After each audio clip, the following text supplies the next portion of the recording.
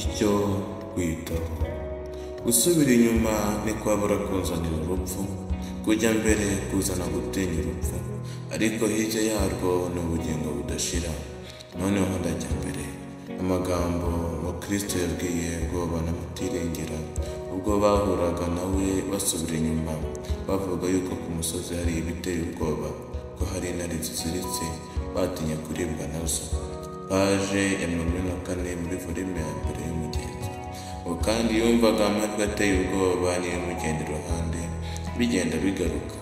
Icyo cyatumye ubundi yibwira yuko bigiye kumushishimura cyangwa kumukandagira. Arahagarara ashidikanya icyo ari bukore, ubundi yibwiraga gusubira inyuma, maze agakeka yuko ahari acagashije icyo gikombe. Ni mu gikombe cy'igicucu cy'urupfu aho Umukristo yari asumbirijwe.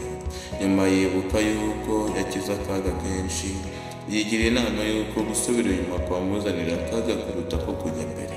Icyo cyatumaga agambirira kujya mbere, maze b'abadayimoni bakomeza kumwegera. Bagiye kumugeraho avuga ijwi rirenga ati, ndagendana imbaraga z'Uwiteka Imana, maze basubira inyuma ntibamugeraho. Ni mu gikombe cy'igicucu cy'urupfu. Kristo ntiyarwanishije inkota n'ibyo yari yakoze kuri Apoloni, ahubwo yahisemo kurwanisha amasengesho. Umugenzi volume ya mbere, paje 64.